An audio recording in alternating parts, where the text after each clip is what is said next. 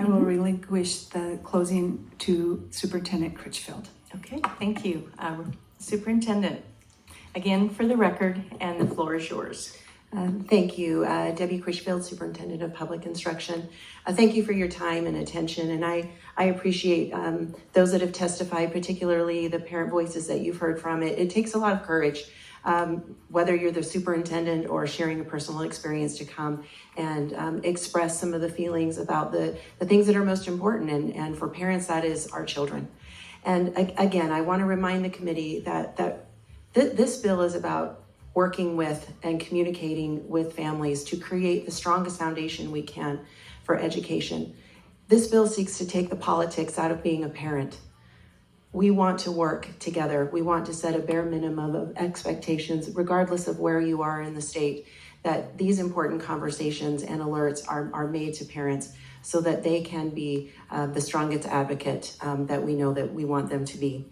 I wanted to address one comment briefly. The first, Ms. Hardy, who spoke about the issue of gender issues. On that particular line, if you look on page 2, line 37, you'll see an individual student's sexuality, and we inserted the word sex rather than gender, but it is, I believe it to be a synonymous. When you're asked on any form to identify that's what they're referring to. And so we believe that is captured already in this place.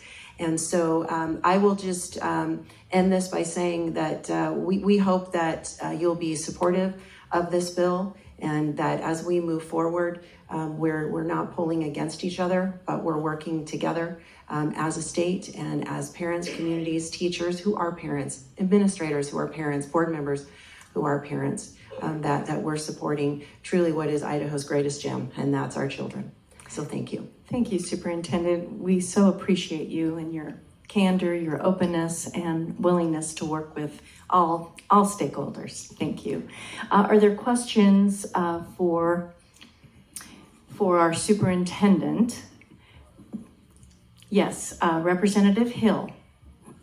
Well, Madam Chair and Superintendent, first thing I wanted to kind of bring forward is parents' rights should be preeminent, and suddenly we have to have legislation to make it so.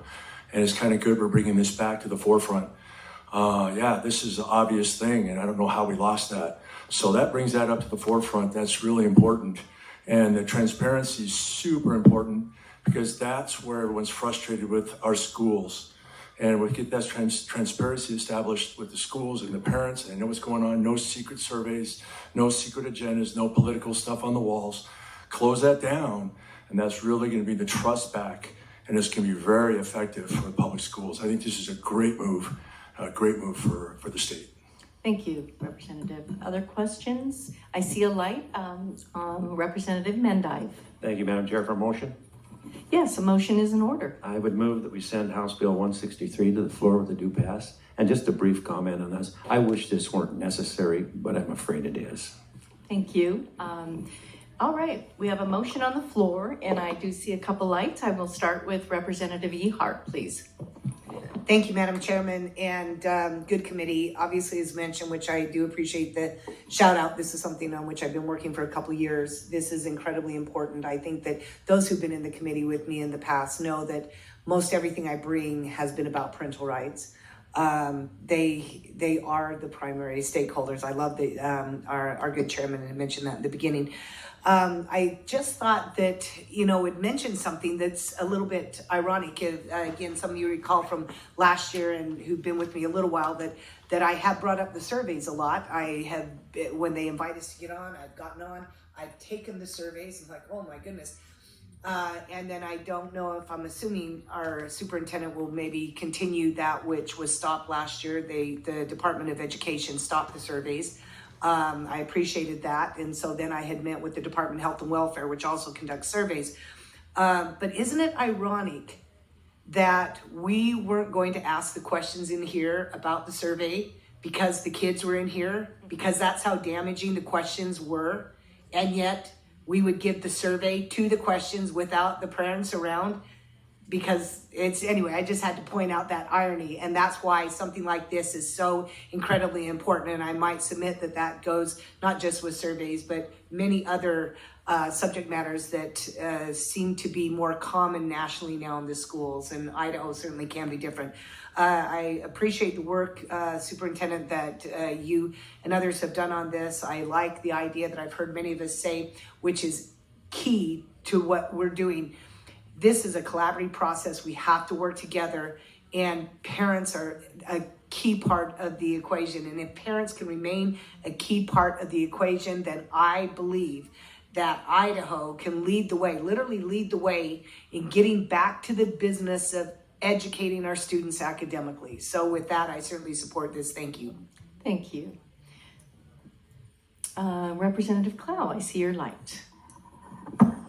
Thank you. I just want to make a comment that one is I support the bill. It's pretty clear to me, and we've been working towards this and struggling with this issue for quite a while. And I always find it difficult that when sometimes we talk about both sides of issues, quite often parents say, well, it's the parents' right to be able to do this, but in some cases parents don't take their right. You know, they don't get involved, and so then it's left to the students. So sometimes we need to pass laws and to establish policy that gives a little bit more direction. So anyway, I support this. Thank you. Thank you, Representative. Representative Hawkins. Thank you, Madam Chair. First, I have a couple comments. I want to make a clarification. When we saw this in committee for an RS, I had great concern for the term stakeholder. And after looking into it for a while, well, I'll admit I still have concern with the word, but I see that it's being used in legal description everywhere.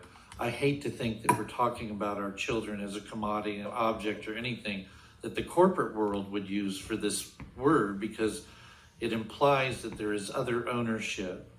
And for the sake of this bill, I understand why it's being used.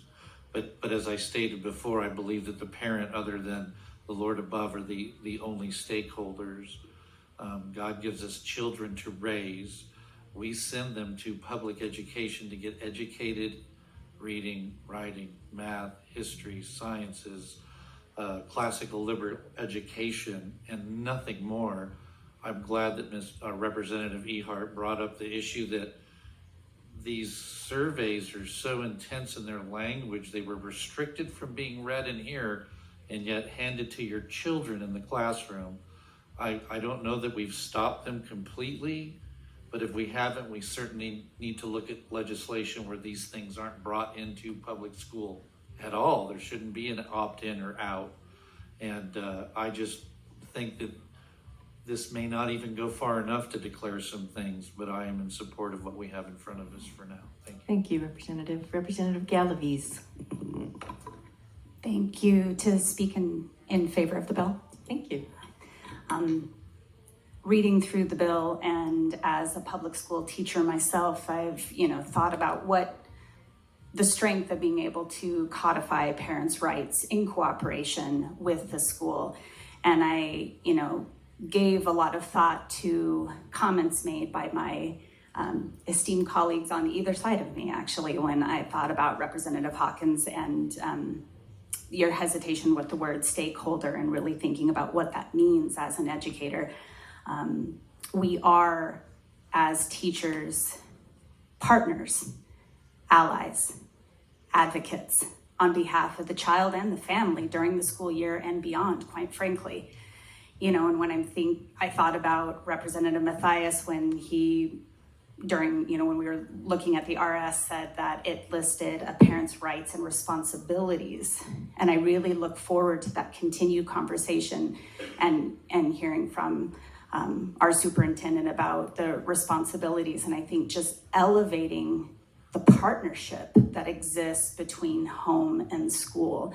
And that I look forward to the conversation in these halls and in the community about what it means to be invested in the lives of our kids, and that we are partners in this, a symbiosis of sorts for the benefit of the child, for their welfare, and for their success in all regards. So I'm in favor of this bill. Thank you. Representative Birch, please. Thank you, Madam Chairman. I'm going to support the motion. I would just ask, as we reinforce these rights through this bill, I would just ask that, or make the observation, I think that the assumptions we make about other people are self-fulfilling prophecies. If we assume the best in others, we will have interactions with them that will prove that assumption to be reality. And if we assume the worst in others, we will wind up interacting with them, be they teachers or neighbors, in a way that will result in that as well. So I would just ask that as parents exercise these rights, that we assume the best. In a sea of social media where we are being told to assume the worst. And I think that we'll have life will be much more pleasant for all of us. Thank you. Thank you, Representative Birch. That touches me as well, and I appreciate that comment. Representative Lanting, I think you were next.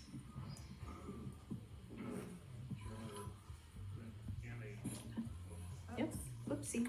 Representative McCann, a possible question to the superintendent of schools. Absolutely. Superintendent. Chairman and the superintendent. My question would be, having been having been a middle school principal and seeing, and I don't see any problem with this bill as written. I really don't. My question would be, who decides and what is the recourse if they decide that somebody is, even if they're a parent, is being disruptive to the educational process? Superintendent. Thank you, Representative. And Representative Lanting, help me understand the question a little bit better. I'm unsure of where you're going with it. Well, let's say you have I won't give exact examples, but I'm certainly there. Parents asked to be a member of the classroom and they disagree with how algebra is being taught. Because I've had that happen in an 8th grade classroom. They believed that they had a better way of teaching algebra than the teacher, so they were disrupting the class in wanting to have their method put forth rather than the accepted method by the standards and the teacher. Superintendent. Thank you, Madam Vice Chair. Thank you, Representative, for more information. If you look on page 3, number 9 on line 8, we talk about public schools implementing policies and procedures to accept, evaluate, and remedy complaints. And so that would be at the local board level, how you handle that. And that may look different, and should look different, frankly, from place to place and from community to community. But what it signals is we want a process for resolution on how we reach that parent to help them understand. And there may not be a point of complete resolution, but there is something in place that directs the conversation and ultimately where it ends. Follow-up? Not a follow-up, but a comment. Yes, please. Thank you, Superintendent. Like I said, none of this looks different than how I operated my own building. Parents asked to be in a classroom, parents asked to be, I don't think we ever had an opt-in or opt-out. We certainly did have surveys that have showed up from time to time, and I certainly read them before they were there, and if they were inane, I provided them. Most of the surveys come from other state agencies, and that's always hard to turn down another state agency of a particular bill. I will comment that, and this maybe is not exactly germane to this, but you are put in situations as a building principal that no one should be put in. I remember one time I had 2 parents pulling on the arms of a child. One wanted to go with them, and the other parent wanted to go the other, and they were going in different directions in the building. And I finally had to take the child into my office and call the police. Those kind of situations do occur, and that's the only thought process I have on this, that one parent may be in favor of something and another parent be against something, and it becomes hard. And back to the gentleman in my last comment about the 60s, I'm also a product of the 60s, and I took a very similar survey my last day of school, my senior year. I remember it vividly. I don't remember it being inappropriate because I felt like I was a senior and I could answer those questions, but there have been surveys around for a long time, and that particular one, happened to be the night after the senior party, and they asked you, well, how many hours had been since you'd had a drink? And well, it was a little different than it might have been if they'd asked you 2 days before. So thank you for your consideration on this bill, Superintendent. I will be forward to voting in support. Thank you. Superintendent, would you like to respond to that comment? Yeah, just very briefly, thank you, Madam Vice Chair. We understand that we can't legislate every eventuality and every situation, and we're relying upon the good sense and training of our building principals and others, and in cases where law enforcement needs to be involved, that there are protocols there. Again, these are minimums, and we would hope and expect that the districts would really look for opportunities to work with parents to create something that everyone in the district can get behind. Thank you. Thank you. Representative Nelson. Thank you, Madam Chair. I'm for 163 and fine, but while we have the focus on communication between schools and parents, the concern that besides really charged emotional issues, just day-to-day running a school, a lot of schools have a really hard time to get parent slips back in for fun things like a field trip. I mean, the kids would be brokenhearted if they didn't go. Parents care. I mean, everybody's for it.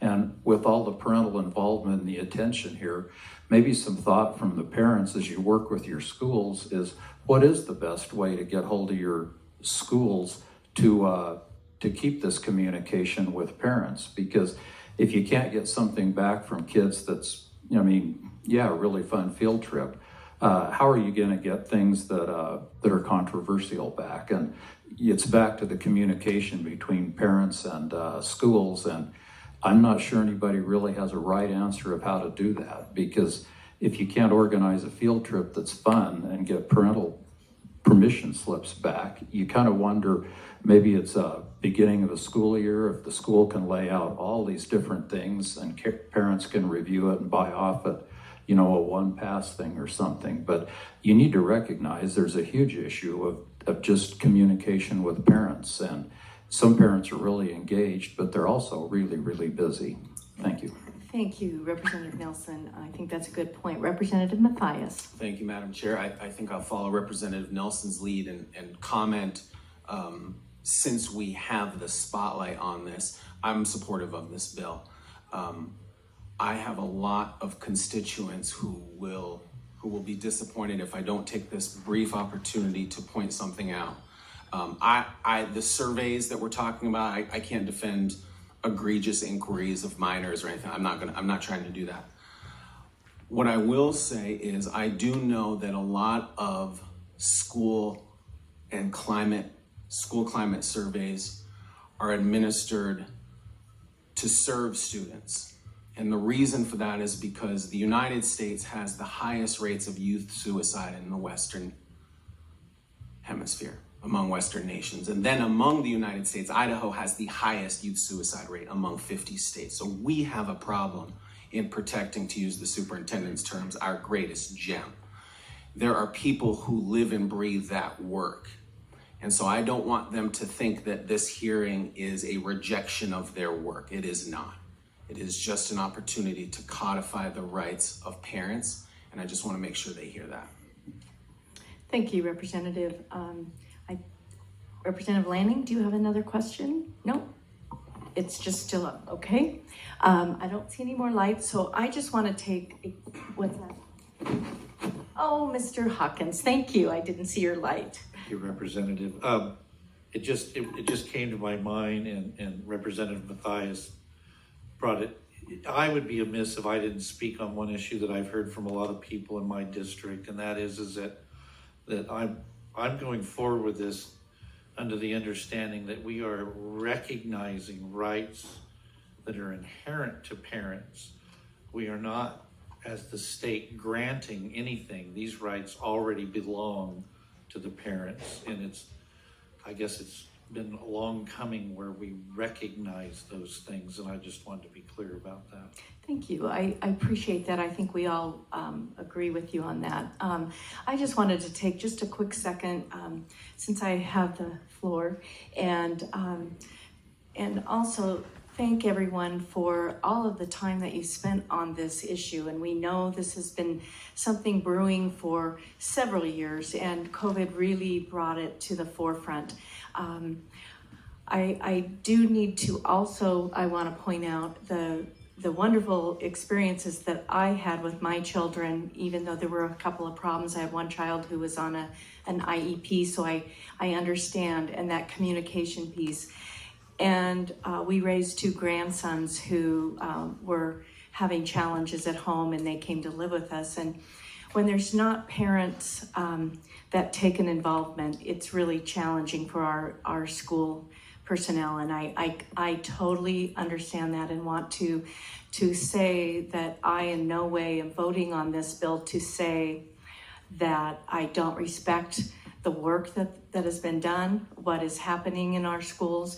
Not every school is operating the same, and I really believe that this is a wonderful movement forward to say to all that we do respect those inalienable rights of the parents, and we are going to continue to encourage parents to get involved. And so when there is a challenge, we have something in place, and the good superintendent will be able to get her folks out and get it taken care of. She works directly with our superintendents, whom we all had an opportunity yesterday to see, and I feel really good about this, that we are moving in the right direction to help rebuild the trust that in some instances has been broken. So thank you all very much.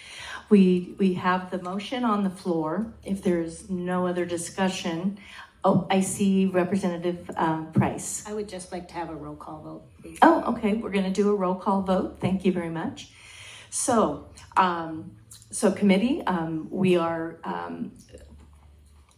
being asked to decide on House Bill 163. So, Madam Assistant, would you please call the roll? Vice Chairman McCann. Yes. Representative Clow. Yes. Representative Mendive. Representative Ehart. Yes. Representative Wisniewski. Representative Garner. Yes. Representative Hawkins. Representative Hill. Yes. Representative Lantine. Representative Nelson. Representative Price. Representative Sauter. Yes. Representative Birch. Representative Galaviz. Representative Matthias. And Chairman Yamamoto. Thank you. We have a unanimous decision out of this committee, and that is wonderful. So thank you all, and I am going to turn